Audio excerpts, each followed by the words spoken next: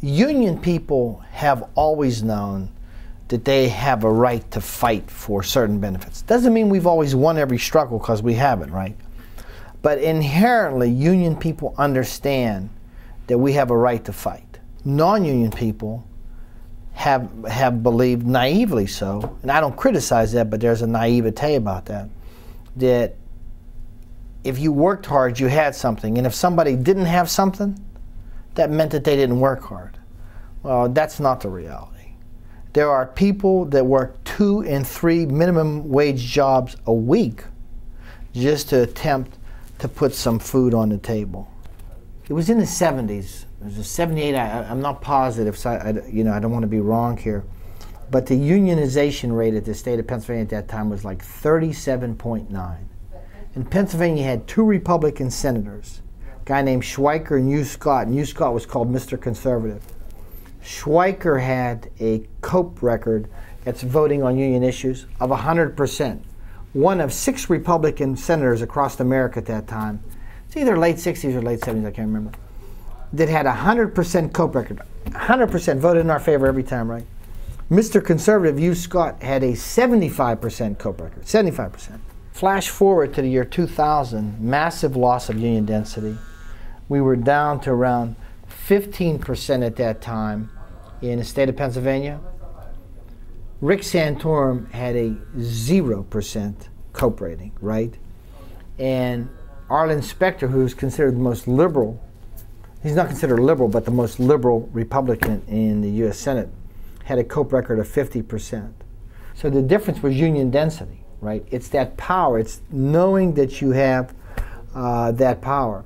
And so what it did was it not only drove a collective voice for those that it had collective bargaining around, it drove it for those that it didn't.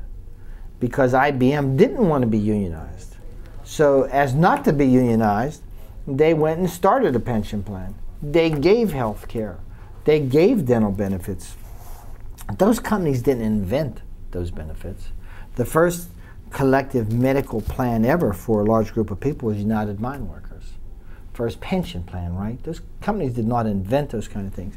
I told my son, my baby, he's 25, Dominic, and I told him the other day, the one thing that I feel bad about that I couldn't give him was a good industrial job.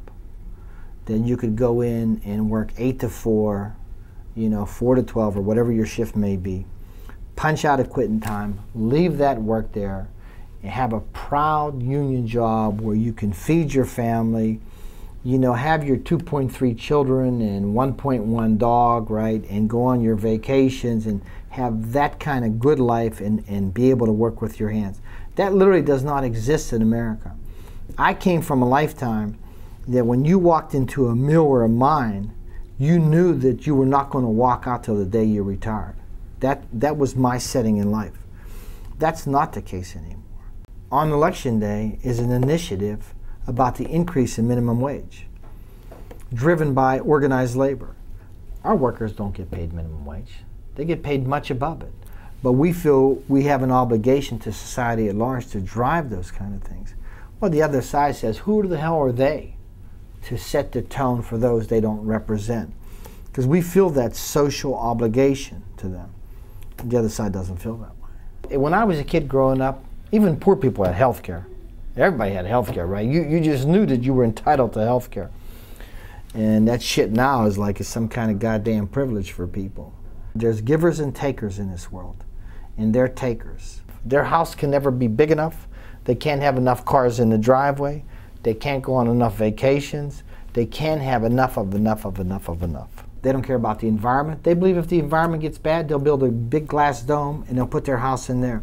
There's always a way that their money will get them out of problems. We say that, we only want so much, right? We just want a little piece of the pie. And there was that social contract in America at one time. You work hard, you get so much. That just simply doesn't exist today. Just doesn't.